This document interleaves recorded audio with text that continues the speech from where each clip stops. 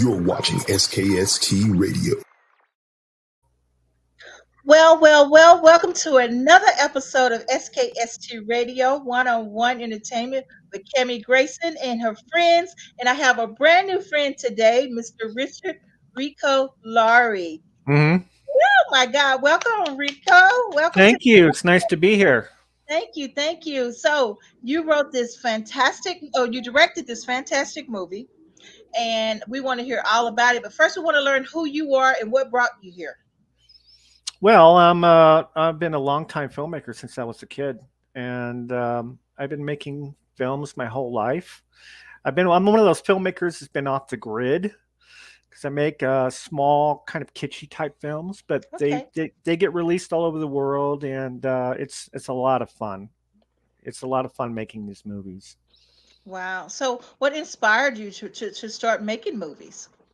Well, my family when I was a kid, they were big film buffs, my parents. So we went to the theater every weekend, and my dad bought a Super 8 camera, for home movies, and then I picked it up and started making my own movies, like at Nice. age 12, and I've been going ever since. And the fun is still there, Wow. Yeah. So, give us a list of movies that you've actually done. Um, I did my first film was called Hawk Jones, and it's become kind of a cult film. It's all children playing adults, and it's a cop, like a Beverly Hills Cop with little kids. Okay. And that was my first film, and that did really well in the home video market. And then after that, I did. Did we lose a? Oh, there I am. I got into more genre type films because those are the type of movies that are really easy to sell Okay. for distribution. So horror and sci-fi movies like that. I did a film for Dark Horse Comics called Monarch of the Moon, Okay. and for the most part, they've been just independently financed, and they like I said, they've been in all kinds of festivals and all over the world, and it's really rewarding. Wow. Wow. So, what type of movies do you like making best? The horror? I'm more interested in science fiction because you can use your imagination Mm-hmm. and create a world that doesn't exist, and it's more of an illusion. And that for me that's a challenge. If you it's easy to shoot reality, right? Mm-hmm. But Mm-hmm. it's but to create a world that doesn't exist to me is more exciting. Nice. So, tell us about President Evil. President Evil hatched when the first year of Trump's presidency. I never followed politics at all, but I was getting engaged because of the constant chaos and scandals, and people were becoming divided, Mm-hmm. and there was so much material there for a comedy that I thought, I should do this. I should just make a fun little comedy and play on some of the Trumpisms and all the things that he said and did, and base it on the original Halloween movie, right? So the three girls, instead of being the three white girls, I had them being, I had a Haitian and an Israeli girl. So I mean, or actually a Muslim girl, but I wanted to play on that kind of conflict with them, but do it in a very silly comedic style. Mhm. That's kind of interesting because Yeah. I like the Bart Simpson one what they did when Trump was president. Hmm. Have you seen that one? Yeah. Yeah. So, But I have to say, we our producers put a billboard of our poster, President Evil, in Times Square in New York, and the Pentagon took it down. They oh had it taken wow, down. Yeah. And that is Amazon crazy. Prime, right after that, because they have a relationship with the Pentagon, they took the movie off Amazon Prime and banned it. We couldn't put it back on. Oh wow. Yeah, we hit a So nerve. yeah, it got sticky, didn't it? That is Yeah, crazy. yeah. Wow. So fast forwarding up to this movie after the pandemic, how did you get inspired to direct this movie here? Well, once COVID started hatching, I was wondering if this is going to get really bad. And in the beginning, um, children and teens weren't being affected by the virus as much as adults and old people. And it kind of gave me the idea. Well, what happens if adults and the old people all perish? What if this strain goes airborne and wipes them all out? Then and it's children and teens who inherit the earth, and they would have to survive. Right. So I got the idea for doing that. I had another film we were prepping called The Reincarnation of Emily Todd. It's a thriller we were going to try to shoot in Louisiana, but Okay. COVID stalled it. And I thought, well, while I'm here and I have my camera equipment, I can make this movie with Eve James and Kenan Smith, who were in the film I shot prior called Savage Creatures. Okay. And I filmed that here in Utah as well. So they were available, and I cast them, and we went out and shot the film. And Wow. yeah, we shot for almost 9 months. So that's pretty quick though, isn't it? Well, typically when you have a small budget, you shoot a film out in 9 days. Usually in Okay. one location, you shoot out in 9 days because you can't afford to pay your crew more than 9 days when you have a small budget. But on this film, I did this Robert Rodriguez style. It was Okay. more just me, the camera, and the actors, and we took our time. And so we had 57 shooting days Wow. as opposed to 8 or 9. Hey. Yeah, and we filmed in over 52 locations. So I wanted the film to be expansive. I didn't want. You got me there? I have you. I didn't want the film to feel, it's a very small budget, but I didn't want it to feel too small. I wanted it to have the nice scenery Hmm. and give it more of an epic feel. Nice, nice. So we have the trailer Hmm. of the movie, and I would like to run it if you don't mind. No, not at all. Okay, so let's do that, and that way people can see what we're actually talking about. Okay.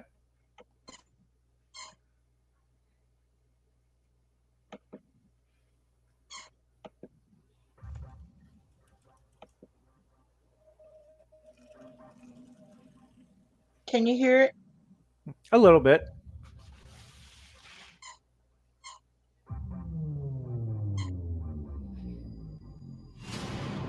Number one rule, no loud noises. I've seen them pick up sounds from a mile away. That is how they track us.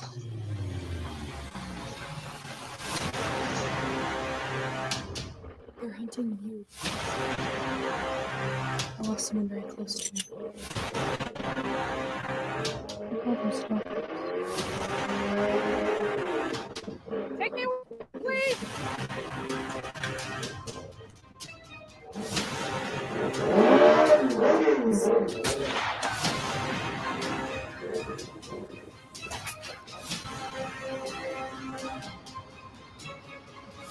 I won't put my life at risk for anyone else. Even you. That's selfish. Yeah, it's also survival.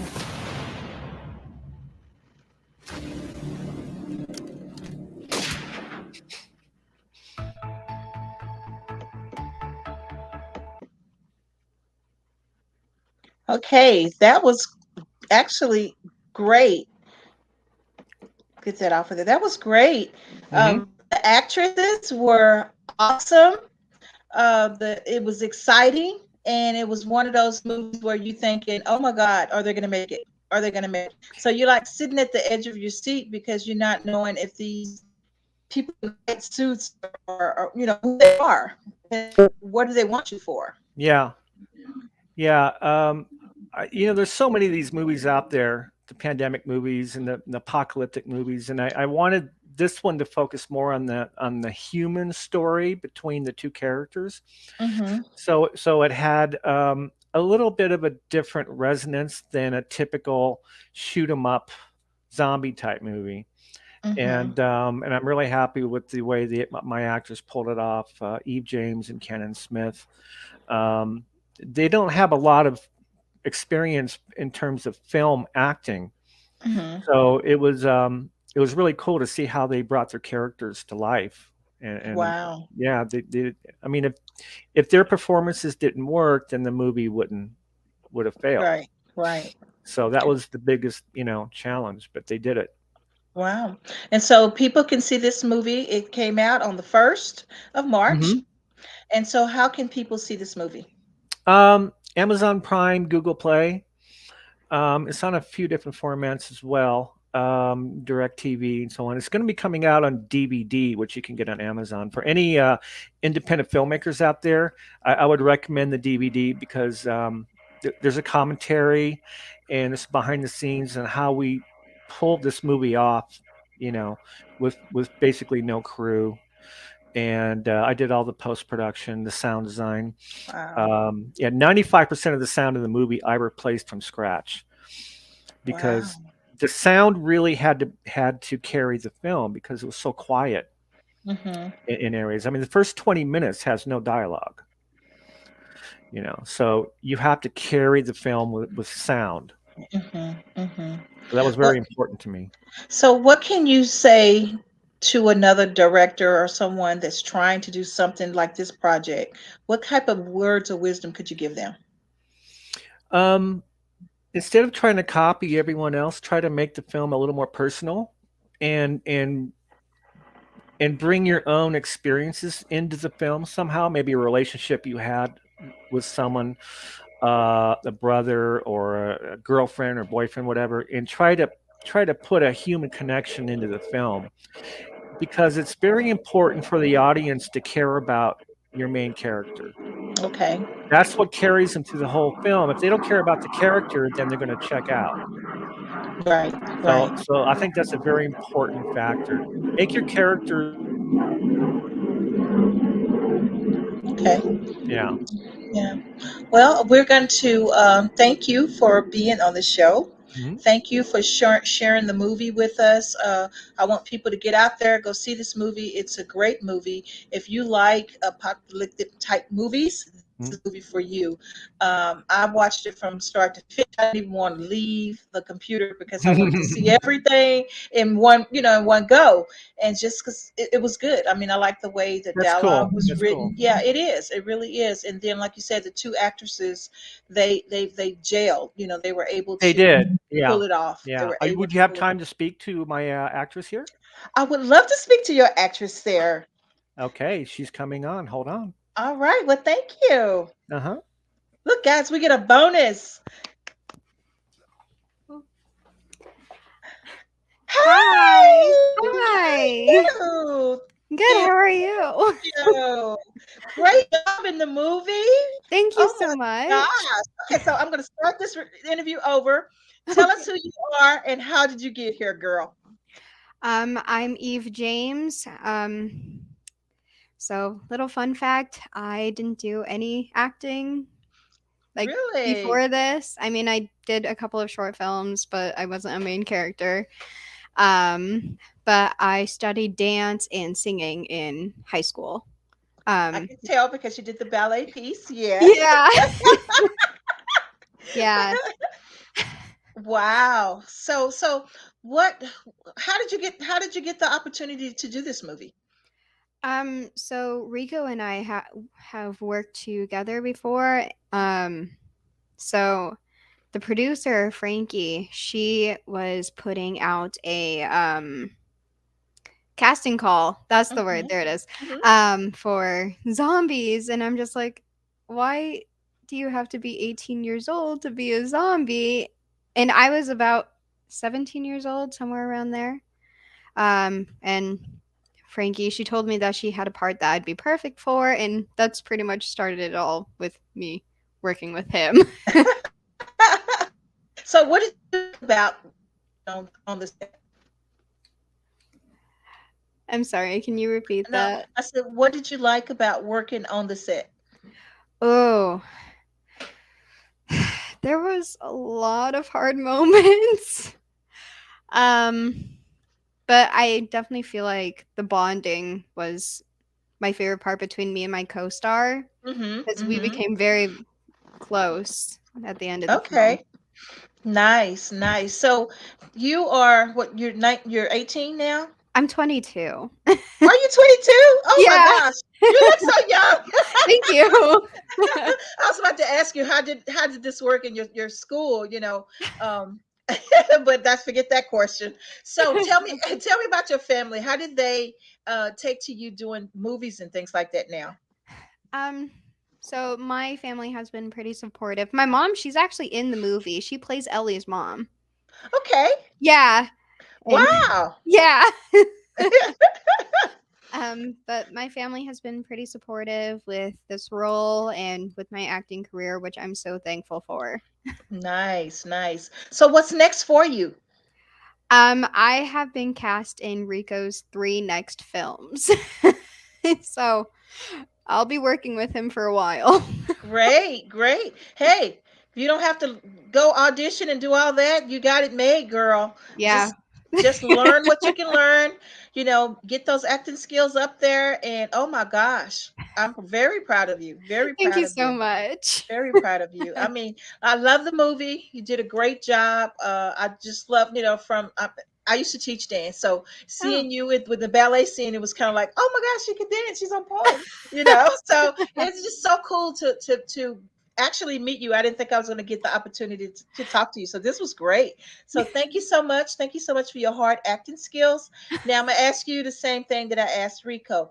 What type of inspiration could you give someone who's actually interested in wanting to be an actress like yourself? That is such a good question. I don't think I've ever been asked that before. It's always the first. Yeah. Um, so with what I did, I just pretty much just joined like Facebook groups for like casting calls and etc. And so I would recommend doing that because Hmm. a lot of casting goes on Facebook, I've noticed.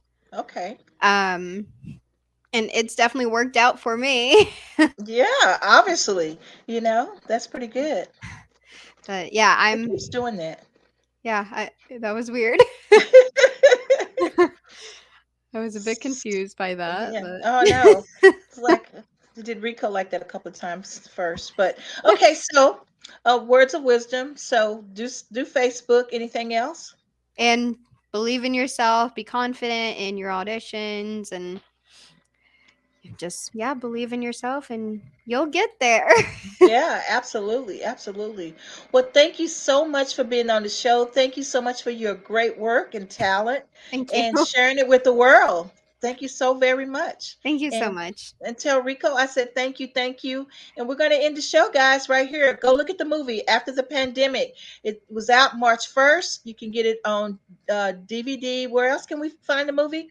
It's on Amazon Prime. It's on Vudu. It's on iTunes. It's on a lot of other things. Thanks. Okay, so you can find it. Just Google it, guys. You can find the movie. The movie was great. I give it great reviews, thumbs up, thumbs up. And this lady right here was phenomenal. Look for Oh, her. Look for her. She's going to have more good movies coming out. Mr. Rico, thank you so much for all that you do for us in the entertainment world. We really appreciate you guys. Until next time, guys, thank you for tuning in to SKST Radio. Bye bye.